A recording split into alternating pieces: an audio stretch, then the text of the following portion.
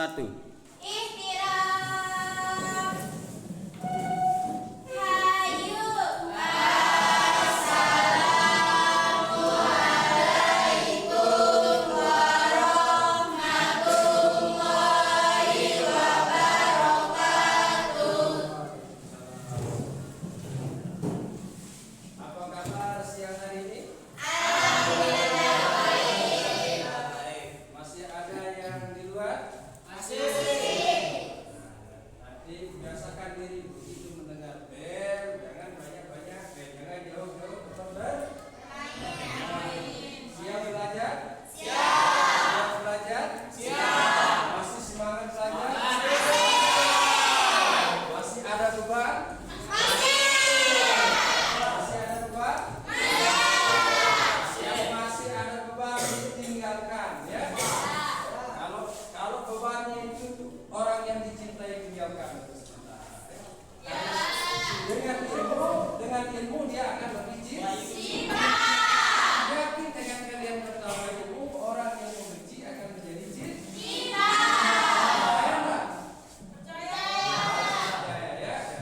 Baik, sebelum kita mulai seperti biasa, Pak Guru ingin mengabsen melihat siapa yang hadir, siapa yang tidak. Raudia, Hadir. Rafa, Hadir.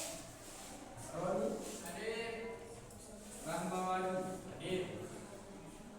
Rahmadani, Rifki, hadir. Sofyan Wahyudi, hadir. Sabda, hadir. Surya, hadir. Sofyana, Ani. Masih ingat beberapa hari yang lalu kita pernah belajar apa? Pan. Minggu lalu kita belajar Drama. Resensi. Sudah, minggu lalu kita sudah belajar drama dan setelah drama kita sudah mempelajari yang namanya resensi. Masih ingat resensi itu apa? Masih ada yang ingat? Ada yang masih ingat kira-kira apa resensi? Mengulang. Ya, Pak Guru pernah bilang resensi satu-satunya jika diperbolehkan mencari kesalahan itu adalah hanya pada resensi. Jadi resensi itu ingat menulis ulang, mengulang kembali kelemahan atau kelebihan dari karya orang lain. Sekarang kita akan belajar lanjutan agar ilmu kita pada resensi lebih matang, lebih bagus, maka kita kembangkan melalui yang namanya paragraf deskripsi. Paragraf apa? Deskripsi.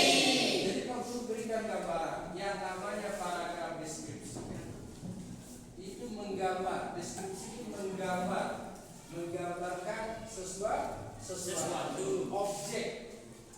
Jadi artinya paragraf deskripsi itu adalah kita dituntut pandai menggambar objek, tetapi tidak dengan gambar seperti gambar pada umumnya, hanya menggunakan tulisan. Jadi paragraf deskripsi adalah paragraf menggambar objek tidak dengan gambar seperti gambar yang ada, tetapi melainkan menggunakan tulisan. Apa tujuannya paragraf deskripsi itu? Tujuannya anak sekalian biar orang yang belum tahu paling tidak kebayang. Sudah tahu. Kalau kita misalnya mau mendeskripsikan masakan, paling tidak orang yang belum merasakan seakan-akan pernah merasakan. Begitu juga misalnya mendeskripsikan sesuatu yang harum atau bau, bagaimana orang merasakan walaupun belum pernah mencium, terasa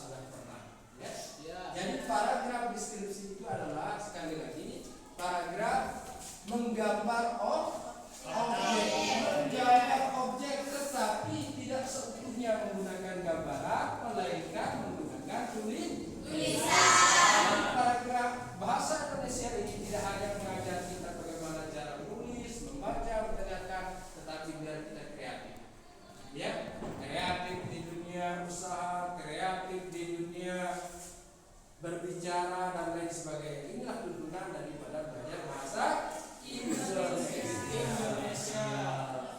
Bisa dipahami anak-anak? Kalau sudah paham, sekarang kita coba buka pertanyaan ya. Nah, nanti kita coba buka pertanyaan. Silakan, yang ingin bertanya silakan. Ya, silakan Wahyu. Apa yang dimaksud dengan paragraf deskripsi? Ya, pertanyaannya apa yang dimaksud dengan paragraf deskripsi? Sebelum Pak Guru jawab, mungkin saya berikan kesempatan pada anak-anak. Aku. Iya, Rafa silakan. Paragraf deskripsi adalah paragraf yang berisi jabaran, tulisan atau gambaran mengenai suatu objek, tempat, dan suasana. Tujuannya agar pembaca seolah-olah dapat melihat, merasakan, atau menyentuh langsung apa yang sedang digambarkan penulis. Bisa dipahami? Bisa. Nah, sekali lagi, jadi paragraf deskripsi itu kita dituntut pandai menggambar sesuatu, tetapi menggunakan tulisan. Apa tujuannya? Biar nanti kita tidak tertinggal dengan dunia usaha. Sebagai orang gaib harus bisa mendeskripsikan. Sebagai pemandu, misalnya pemandu kerja ini, pemandu penerbangan harus pandai mendeskripsikan. Kalau kita tidak pandai mendeskripsikan, orang akan tertarik. Ya, orang akan tertarik dengan apa yang kita lakukan. Selanjutnya, pertanyaan yang kedua. Ya, silakan. Sebutkan dan jelaskan struktur penyusunan paragraf deskripsi. Struktur penyusunan paragraf deskripsi. Ada yang bisa kira-kira?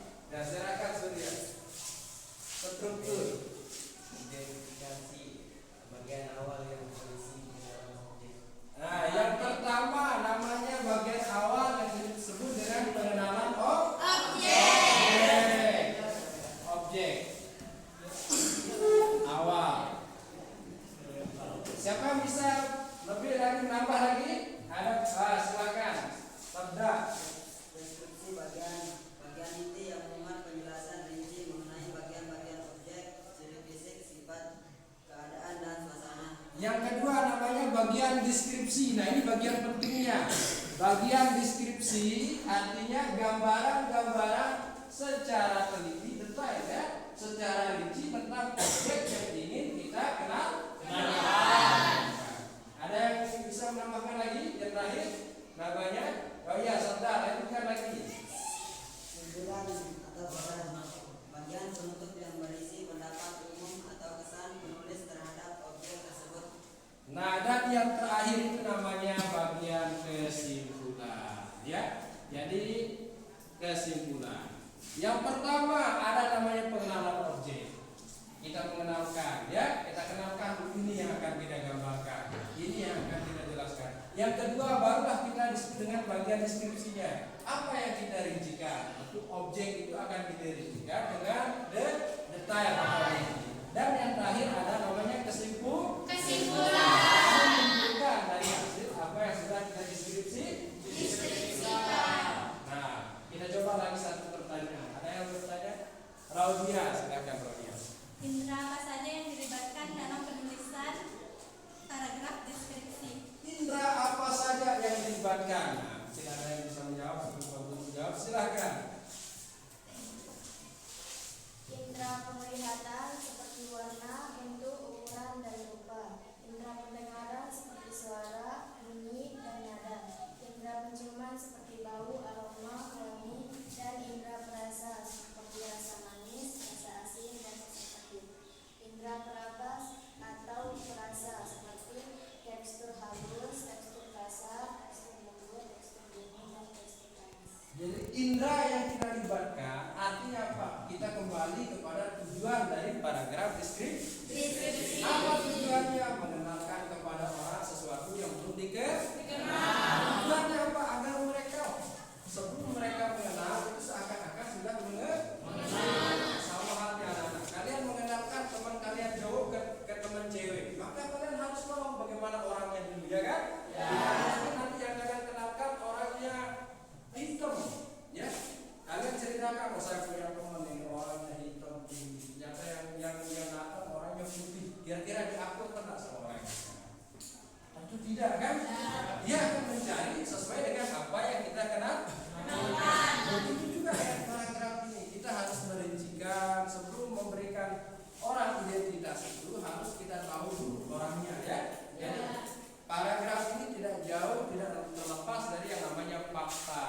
yang butuh harus diketahui dulu. Sama halnya anak, kalau kita mau ke Trawangan, kita mau menjelaskan teori tentang Trawangan, bisa tidak?